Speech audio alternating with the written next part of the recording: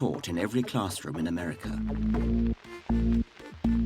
But the religious fundamentalists hit back. Tell me, Joe, how does he explain away God? Well, why don't you come to the science club meeting? Let him tell you. To defend their Bible against the biologists, they developed creation science, a bizarre fusion of scientific language and religious doctrine that they touted as a real alternative to evolution. Our eyes are amazing little instruments. But you know, they're only one part of the wondrous body that God has given us.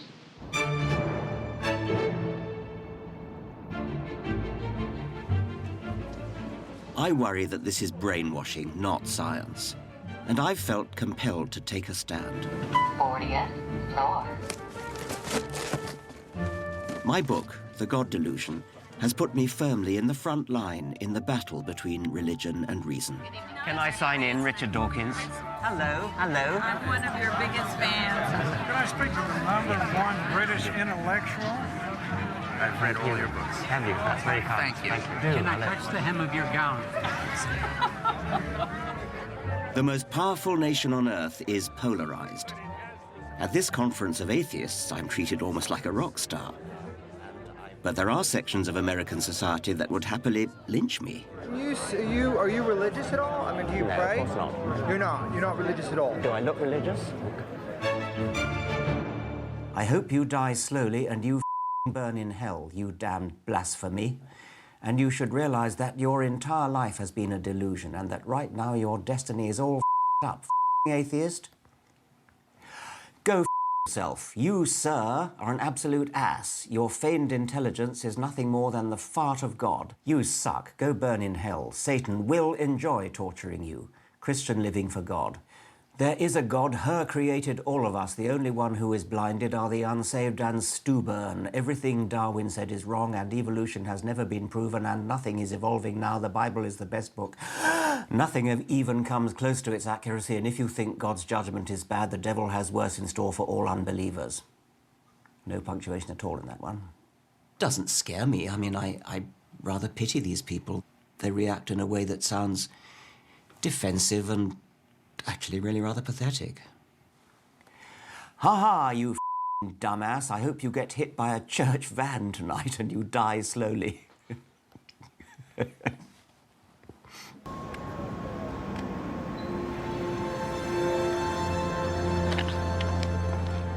But there's also an entirely different kind of opposition, slick in style and with a more polished line of attack.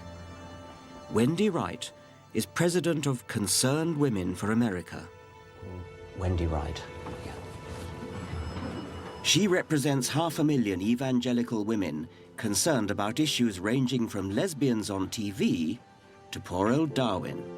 Hello, I'm here to see Wendy Wright. Okay, great. I'll take you right in. Thank you very much. I worry that her organization would condemn American children to ignorance by attacking sound scientific evidence.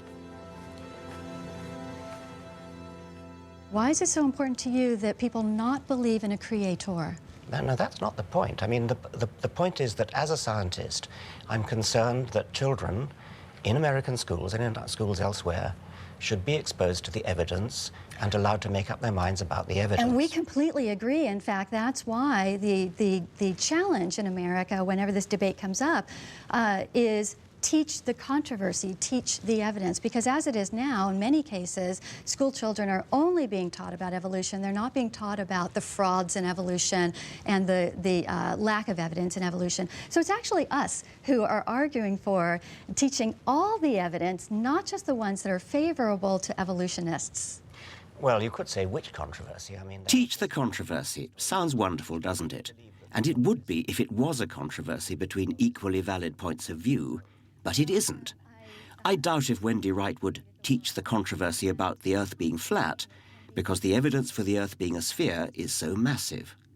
There's also massive evidence in favor of evolution, but she doesn't seem to want to know about it. Oh, really? And actually, the way you have framed this and your very closed-mindedness really is a very good example of the kind of censorship we see within the scientific community that won't even allow discussion about the controversy.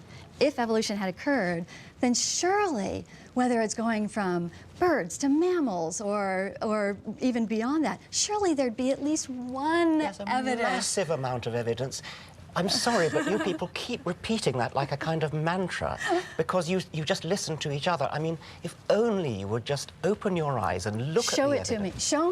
Show me the bones. Show me the carcass. Show me the evidence of the in-between stage from one species to another. Go and look at some modern paleontology labs. Go and talk to some modern paleontologists. Just look at that evidence. It's beautiful. The evidence for the transition between the reptilian jaw and the mammalian jaw. The reptilian jaw has several bones. The mammalian lower jaw has only one bone. And the other bones that were in the reptile have now moved into the inner ear. It's a beautiful transition. There are so many beautiful stories. I mean, you'd be fascinated.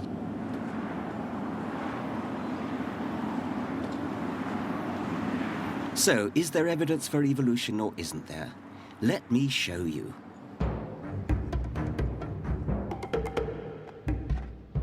I'll begin with fossils. There are now literally millions of fossils in museums all over the world. They've been dated and documented, and the relationships between them analysed. When mapped out through time, the anatomical connections can only be explained by evolution. All life is related in a vast family tree. Fossils also show how life forms change over time along individual branches of the tree. Look at these skulls. The so-called missing links show the growth of our ancestors' brains over the last 3 million years, as we evolved from something like a chimp on hind legs to modern humans. But there's even more convincing evidence. There is a code of 4 chemicals in every cell of every living thing, DNA. Today, machines like these can analyze and compare DNA with absolute precision. So Darwin's theory can be tested. Is it true? Yes. The results match the fossils. DNA links all life through the code, and the more closely related 2 species are physically, the more similar their code. This is just part of the mountain of evidence that supports evolution. Some religious people just don't know enough about it, but some do, and their strategy is even more bizarre. They see God's infallible hand in everything. Well, the evidence that we have is the same for both of us. But whereas you might see fossils as evidence for evolution, I might well say this is evidence for a worldwide flood. Would you want someone like this teaching your children science in Britain in 2008? This is Nick Cowan, chemistry teacher at a well-respected northern grammar school. And he uses American creationist material in his general studies class. But you know it's not just fossils, don't you? The molecules of DNA, the molecules of protein that you look when you look at a mole and a rat and a kangaroo and a human and a monkey, they're all hard molecules that you can see just as you can in your chemistry teaching, and they fall on a perfect family tree. It all fits. It's so elegant, and you as a scientist would appreciate it if only you could remove your blinkers and look at it as a scientist should. How old do you think the world is, by the way? I don't have a... If I said less than 6,000 years, you probably feel this man is crazy. But I've had a look at this. I don't know. The dating methods we have are flawed in their methodology. You are a teacher of science in a major British school, and you think that the Earth is less than 10,000 years old. Yes, I do. I would rather believe God, who was there, who's told us, than scientists who are fallible, who don't know the past, who weren't there. And again, all I'm doing is... This is a classic old chestnut. God is infallible. Therefore, the Bible is right.